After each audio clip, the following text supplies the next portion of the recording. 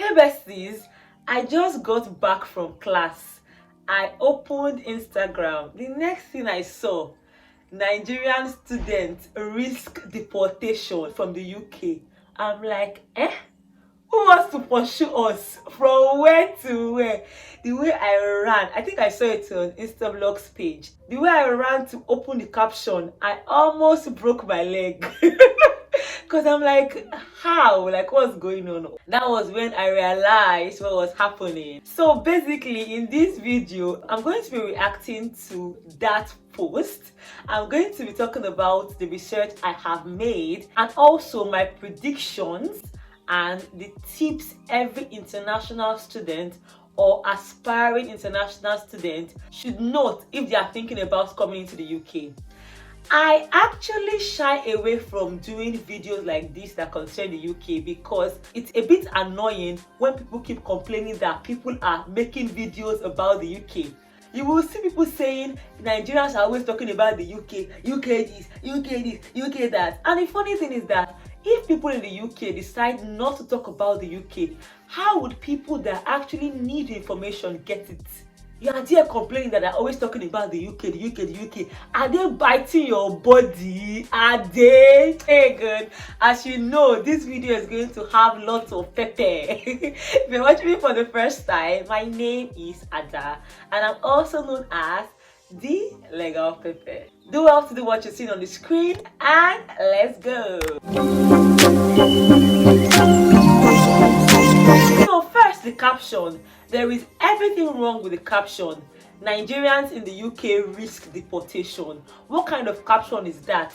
People assume that it's only Nigerians that migrated to the UK. That's a lie. That is a huge lie.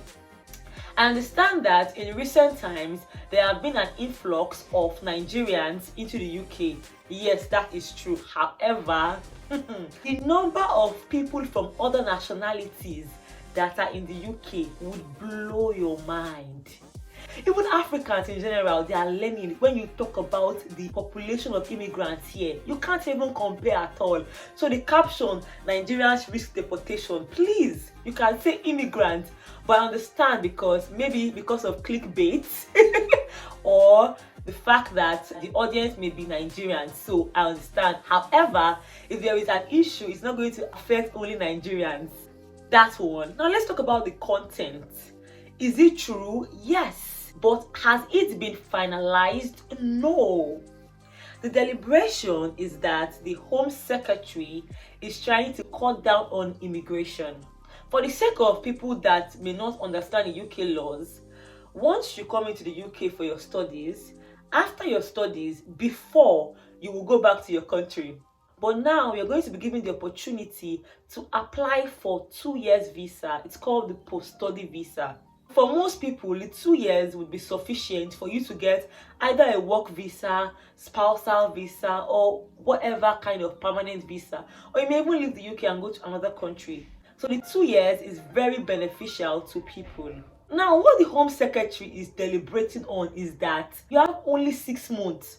So that 2 years will become 6 months. If not, after the 6 months, you become illegal. So after 6 months, you have to carry your kaya, carry your belongings, and go back to your country, which is one of the most ridiculous things I've heard.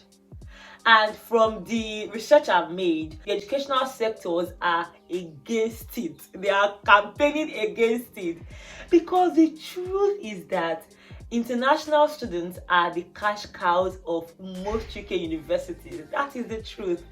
If you want to compare the tuition fee of home students to that of the international student, my God, it's the disparity is ridiculous. Some home students don't even pay at all for studies. But will you blame them? No, because their country is amazing. Their country is serving them. So they are privileged. Who would we blame? Our own government now. Yes, because if our country was good or the way we wanted it to be, most people would not even leave their countries. Let me speak about Nigeria, for instance. I know some Nigerians that are currently in the UK that are waiting for this current election. Once they hear that Peter Obi has won, for instance, they are going back because This Japa. But not everybody likes the UK. Ironically, some people are just here because this system works. That is the truth. And once they know that their home country can work, they are going back. A lot of people relocated because of the hopelessness. That is the truth. What was my point? Oh God, today's Pepe. What was my point? I've forgotten my point. Yes, I was saying that international students are cash cows. Now, if this policy comes in play, definitely a lot of international students would not come to the UK. Because before the 2 years post-study visa came in play, people were not coming to the UK as much as they are now. Because then it was not advantageous. For instance, you pay £15,000 to come to the UK, then within 6 months you just have to go back. It makes no sense. And assuming getting the job is very easy, then maybe it makes sense. But of course, some people get it easier than others, and some people have higher skill sets than others. That's the truth.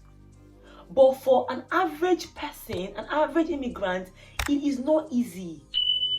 You will see some people that will even get jobs.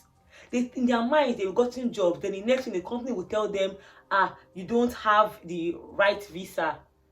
I applied to your company for you to sponsor my visa. So why are you telling me that I don't have the right to work in your company? But that's the reality. Go and ask people looking for jobs. It is crazy out there. So for you to say after 6 months, they just bundle people back home, it makes no sense. I pray it does not work. Literally pray. However, let's predict. Let's play the devil's advocate. So if it does not work, then of course we would carry on like before. Nothing will happen. People will still keep coming to the UK, getting their visas and staying back. However, if it actually happens like that, what should you do? My tip, I pray it never happens actually, but if it ever happens, my major tip would be come here and study only courses that are on the shortage list. I'm not even joking. I've done videos on courses on the shortage list and courses that are lucrative.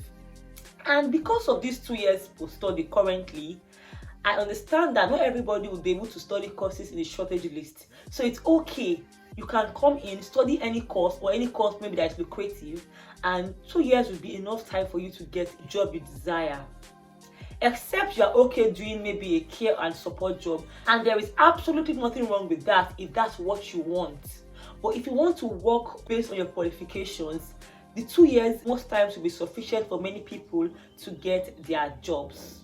But if the 2 years gets cut off and becomes 6 months, when you are coming here, ensure that your course is on the shortage list. That's the truth. Because most people whose courses are on the shortage list, most of them don't even need to apply for 2 years post-study. Immediately after studies, most of them actually get jobs. So they just get work visa straight away. So if these rumors become a reality, please do only courses that are on the shortage list. I'm not even trying to shade anybody. I mean this from the deepest part of my heart. It makes no sense to spend, for instance, £15,000 to come and study a course that is not high in demand. Because God forbid you're not able to get a job by that 6 months, you would have to go back. And that is one of the most frustrating things to ever happen to anybody. Unless you just plan to come into the UK, do your masters, get 6 months experience, enjoy the UK and go back. If you fall under that category, then no wahala, it does not bother you. But if you came to actually Japa, please just focus on jobs on the shortage list. And my second and final tip would be that if this prediction happens, ensure that as soon as you come into the UK for your studies, you start applying for jobs that can give you work visa. A lot of people make the mistake thinking that you can just apply for a job and the next day you're already working. Yes, that can be applicable maybe in factory jobs.